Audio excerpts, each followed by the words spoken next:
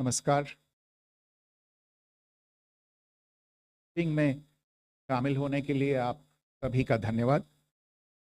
जैसा कि आप सभी जानते हैं, 22 अप्रैल 2025 को लश्कर ए तैयबा से संबंधित पाकिस्तानी और पाकिस्तान प्रशिक्षित आतंकवादियों ने भारत में जम्मू और कश्मीर के पहलगाम में भारतीय पर्यटकों पर बर्बरतापूर्ण हमला किया।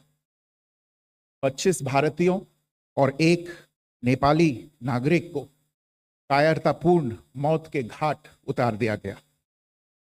मुंबई के 26 नवंबर 2008 के हमलों के बाद यह भारत में हुई किसी आतंकवादी हमले में मारे गए आम नागरिकों की संख्या की दृष्टि से सबसे गंभीर घटना है। पहलगाम का हमला अत्यधिक बर्बरतापूर्ण था, जिसमें वहां मौजूद लोगों को करीब से और उनके परिवारों के सामने सिर पर गोली मारी गई। हत्या के इस तरीके से परिवार के सदस्यों को जानबूझकर आघात पहुंचाया गया। साथ ही उन्हें यह नसीहत भी दी गई कि वे वापस जाकर इस संदेश को पहुंचा दें। यह हमला स्पष्ट रूप से जम्मू और कश्मीर में बहाल हो रही सामान्य स्थिति को बाधित करने के उद्देश्य से किया गया था। चूंकि पर्यटन फिर से अर्थव्यवस्था का मुख्य आधार बन रहा था, इस हमले का मुख्य उद्देश्य इसे प्रतिकूल रूप से प्रभावित करना था।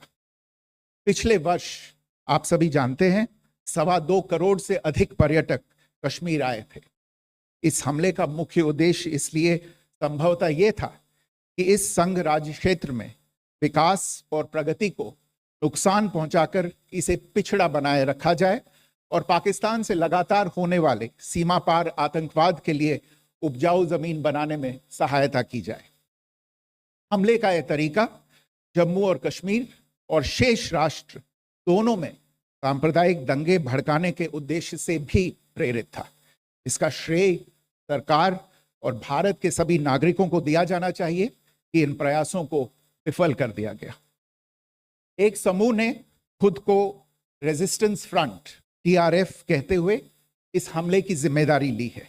यह समूह संयुक्त राष्ट्र द्वारा प्रतिबंधित पाकिस्तानी आतंकवादी समूह लश्कर ए तैयबा से जुड़ा हुआ है। यह उल्लेखनीय है कि भारत ने मई और नवंबर 2024 में संयुक्त राष्ट्र की 1267 कमेटी की सैंक्शंस मॉनिटरिंग टीम को अर्धवार्षिक रिपोर्ट प्रस्तुत की थी, जिसमें TRF के बारे में साफ इनपुट दिए गए थे। इससे पाकिस्तान स्थित आतंकवादी समूहों के लिए कवर के रूप में टीआरएफ की भूमिका सामने आई थी। इससे पहले भी दिसंबर 2023 में भारत ने इस टीम को लश्कर-ए-तैयबा और जैश-ए-मोहम्मद के बारे में सूचित किया था, जो टीआरएफ जैसे छोटे आतंकवादी समूहों के माध्यम से अपनी गतिविधियों को संचालित कर रहे हैं। इस संबंध में 25 अप्रैल को यूएन सिक्योरिटी काउंसिल प्रेस वक्तव्य में टीआरएफ के संदर्भ को हटाने के लिए पाकिस्तान के दबाव पर भी ध्यान दिया जाना चाहिए। पहलगाम आतंकवादी हमले की जांच से पाकिस्तान के साथ आतंकवादियों के संपर्क उजागर हुए हैं। रेजिस्टेंस फ्रंट द्वारा किए गए दावे और लश्कर-ए-तैयबा से ज्ञात सोशल मीडिया हैंडल द्वारा इसको रीपोस्ट किया जाना इसकी पुष्टि करता है। चश्मदीद गवाहों और विभिन्न जांच एजेंसियों को उपलब्ध अन्य सूचनाओं के आधार पर हमलावरों की पहचान भी हुई है। हमारी इंटेलिजेंस ने इस टीम के योजनाकारों और उनके समर्थकों की जानकारी जुटाई है। इस हमले की रूपरेखा भारत में सीमा पार आतंकवाद को अंजाम देने के पाकिस्तान के लंबे ट्रैक रिकॉर्ड से भी जुड़ी हुई है, जिसके लिखित और स्पष्ट दस्तावेज उपलब्ध हैं।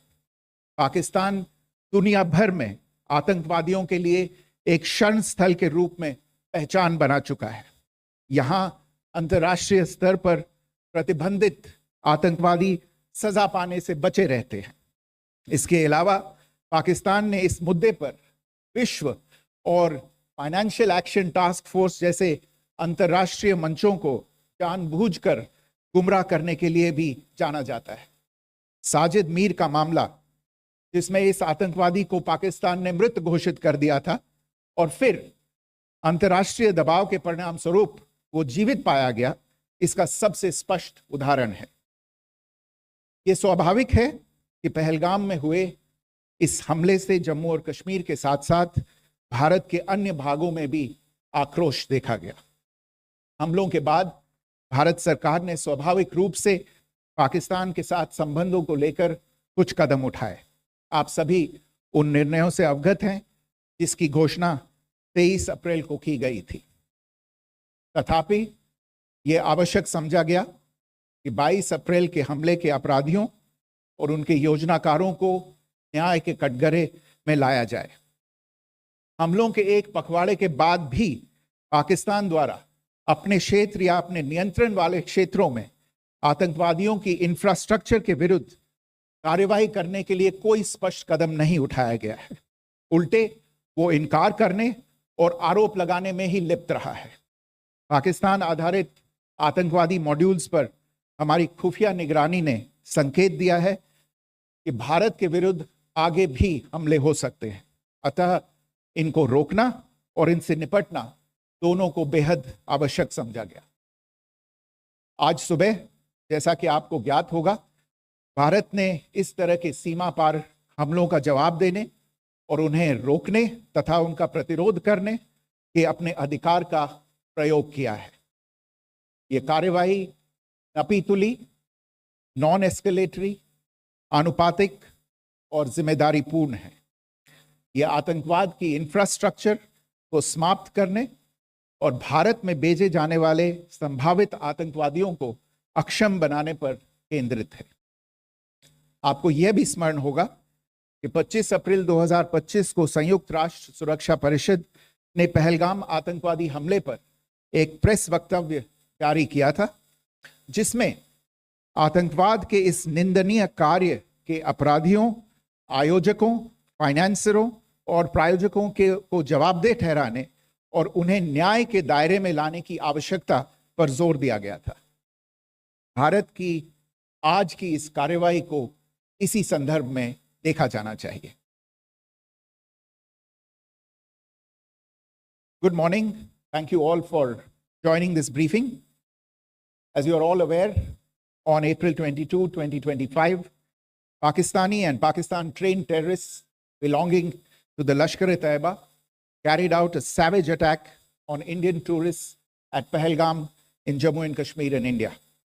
They murdered 26 people, including one national of Nepal, causing the largest number of civilian casualties in a terrorist attack in India since the 26 November 2008 attacks in Mumbai.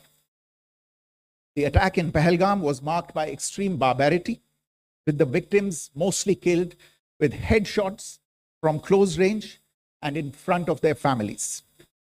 Family members were deliberately traumatized through the manner of the killing, accompanied by the exhortation that they should take back the message. The attack was clearly driven by the objective of undermining the normalcy returning to Jammu and Kashmir.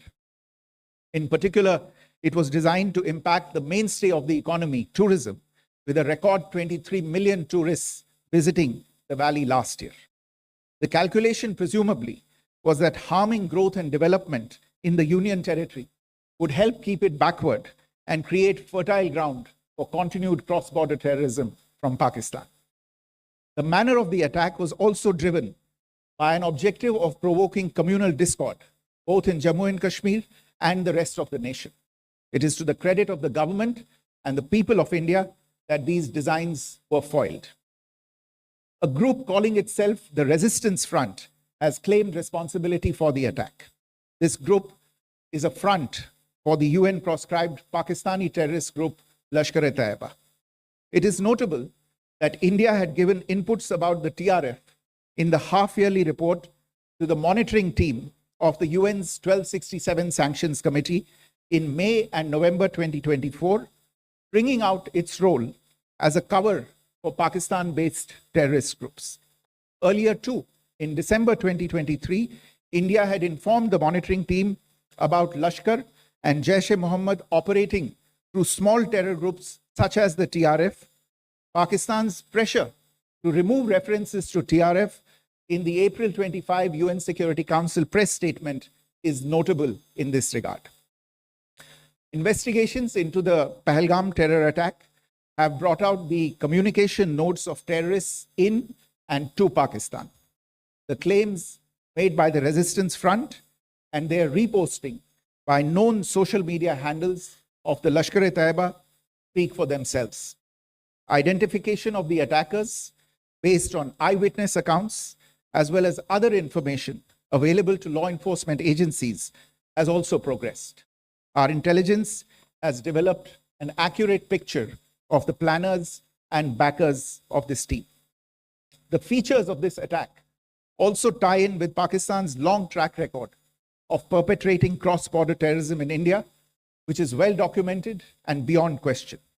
Pakistan also has a well-deserved reputation as a haven for terrorists from around the world, with internationally proscribed terrorists enjoying impunity there.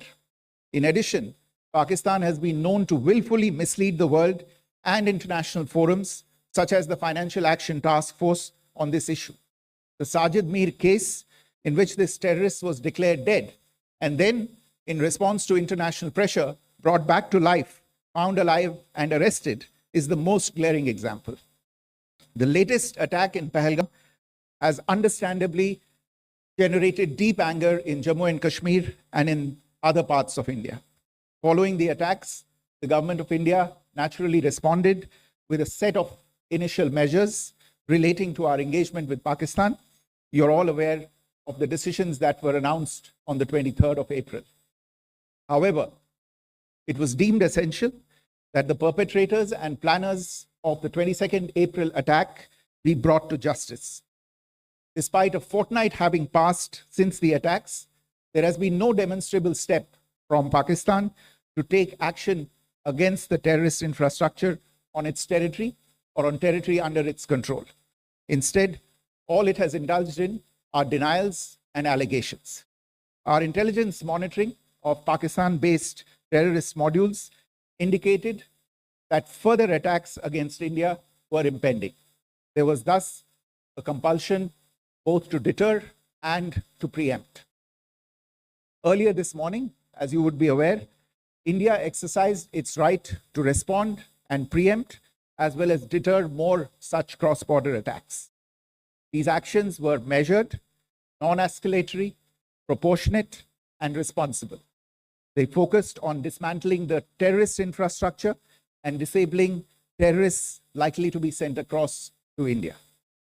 You would also recall that the Security Council on 25th April 2025 had issued a press statement on the Pahalgam terror attack, underlining, and I quote, the need to hold perpetrators, organizers, financiers, and sponsors of this reprehensible act of terrorism accountable and bring them to justice, unquote. India's latest actions should be seen in this context. Joining me for this briefing on our actions earlier this morning are Colonel Sophia Qureshi and Wing Commander Vyomika Singh. I will request them to share some details regarding Operation Sindoor with all of you.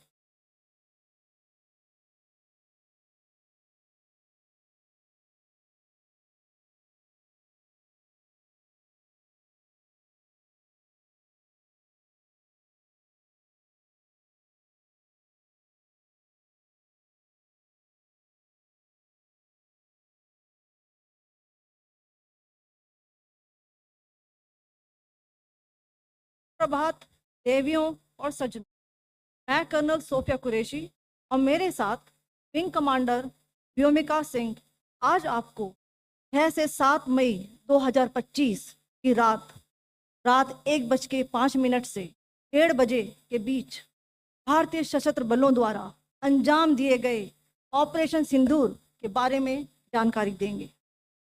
Operation सिंदूर 22 अप्रैल को पहलगाम में हुए विभत्स आतंकवादी हमले के शिकार मासूम नागरिकों व उनके परिवारों को न्याय देने के लिए लॉन्च किया गया था। इस कार्रवाई में 9 टेररिस्ट कैंप्स को टारगेट किया गया और पूरी तरह से इसे बर्बाद किया गया। पाकिस्तान में पिछले 3 दशकों से टेरर इंफ्रास्ट्रक्चर का निर्माण हो रहा है। इसमें recruitment, indoctrination centres, training areas व लॉन्च पैड शामिल थे, जो पाकिस्तान और पाक अधिकृत जम्मू कश्मीर POJK दोनों में फैले हैं। Operation Sindoor was launched by Indian Armed Forces to deliver justice to the victims of Pahalgam terror attack and their families. 9 terrorist camps were targeted and successfully destroyed. Over the last 3 decades, Pakistan has systematically built terror infrastructure. It is a complex web of recruitment and indoctrination centers, training areas for initial and refresher courses, and launch pads for handlers. These camps are located both in Pakistan as well as Pakistan-occupied Jammu and Kashmir areas. Some of the well-known training camps are located, as you can see on the screen. They are distributed from Sawai Nala in the north, counting to approximately 21, ending at Bhagalpur to the south. इन लक्ष्यों का चयन विश्वसनीय intelligence सूचनाओं के आधार पर हुआ ताकि आतंक गतिविधियों की रीढ़ तोड़ी जा सके, और यह खास ध्यान दिया गया कि निर्दोष नागरिकों और सिविलियन इंस्टॉलेशन को नुकसान न पहुंचे। The selection of these targets for Operation Sindoor was based on credible intelligence inputs and role of these facilities in perpetrating the terror activities. The locations were so selected to avoid damage to civilian infrastructures and loss of any civilian lives. This was done with due diligence, and the camps selected for targeting and their engagement will now be shown to you one by one. POJK ये targets मैं आपको बताना चाहूँगी। सबसे पहले सवाई नाला camp Muzaffarabad, जो कि POJK के लाइन ऑफ कंट्रोल से 30 किलोमीटर दूर है। यह एक लश्कर तोयबा का ट्रेनिंग सेंटर था। 20 अक्टूबर 2024 सोनमर्ग, 24 अक्टूबर 24 गुलमर्ग, 22 अप्रैल 2025 पहलगाम, इन हमलों के आतंकियों ने यहीं से प्रशिक्षण लिया था। सैयदना बिलाल कैंप जफराबाद, यह एक जैश-ए मोहम्मद का स्टेजिंग एरिया है। यह हथियार, विस्फोटक और जंगल सर्वाइवल ट्रेनिंग का केंद्र भी था। गुलपुर कैंप कोटली, यह LOC से 30 किलोमीटर दूर था। लश्कर तोयबा का बेस था, जो रजौरी पुंछ में सक्रिय था। 20 अप्रैल 2023 को पुंछ में और 9 जून 2024 को तीर्थ यात्रियों के बस हमले में यहीं से आतंकी को ट्रेन किया गया था।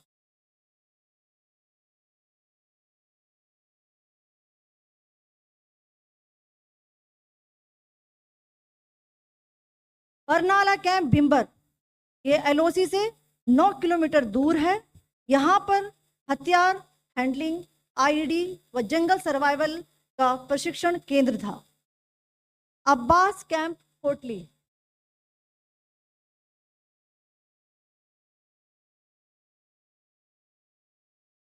यह एलओसी से 13 किलोमीटर दूर है। लश्कर तौयबा का फिदाइन यहाँ तैयार होता था। इसकी कैपेसिटी 15 टेररिस्ट को ट्रेन करने की थी।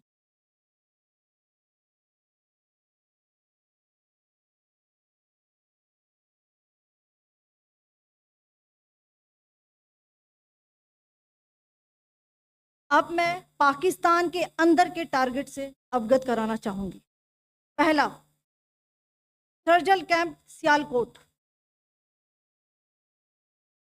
यह अंतर्राष्ट्रीय सीमा से 6 किलोमीटर की दूरी पर है, सांबा कटवा के सामने।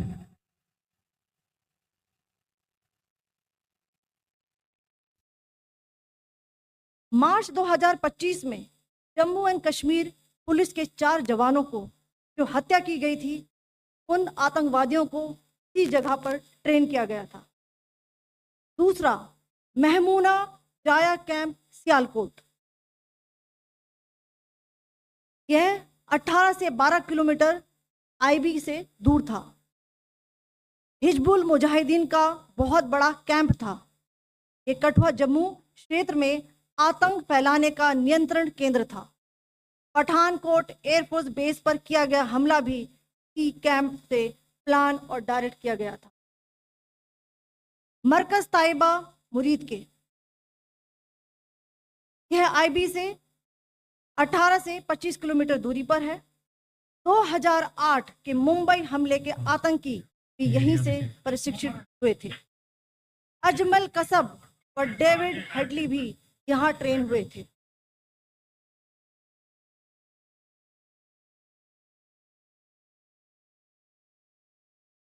आगे दूसरा आया।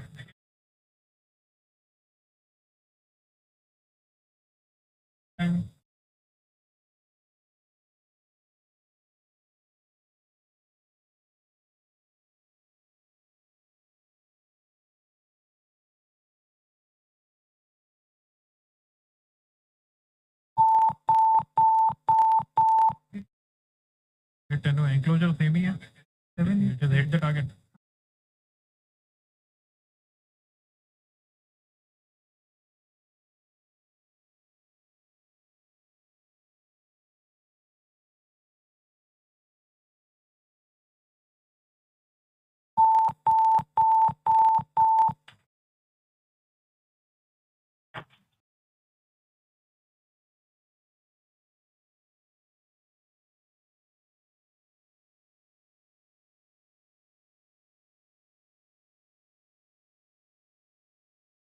मरकज सुभान अल्लाह भावलपुर, ये इंटरनेशनल बाउंड्री से 100 किलोमीटर दूर है। जैश ए मोहम्मद का मुख्यालय था। यहाँ पर रिक्रूटमेंट, ट्रेनिंग व इंडोक्ट्रिनेशन का केंद्र भी था। शीर्ष आतंकी अक्सर यहाँ आते थे। मैं आप सबको बताना चाहती हूँ कि किसी भी सैन्य ठिकाने का निशाना नहीं बनाया गया और अभी तक किसी तरह की नागरिक क्षति की रिपोर्ट नहीं है। धन्यवाद। जय Hind. The strike on the terror camps were undertaken through precision capability, as shown to you. A niche technology weapons with careful selection of warheads was ensured so that there will be no collateral damage. The point of impact in each of the target was a specific building or a group of buildings. All the targets were neutralized with clinical efficiency, and the results reiterate the professionalism of the Indian Armed Forces in the planning and execution of their operations. No military establishments were targeted. India has demonstrated considerable restraint in its response. However, it must be said that the Indian Armed Forces are fully prepared to respond to Pakistani misadventures, if any, that will escalate the situation.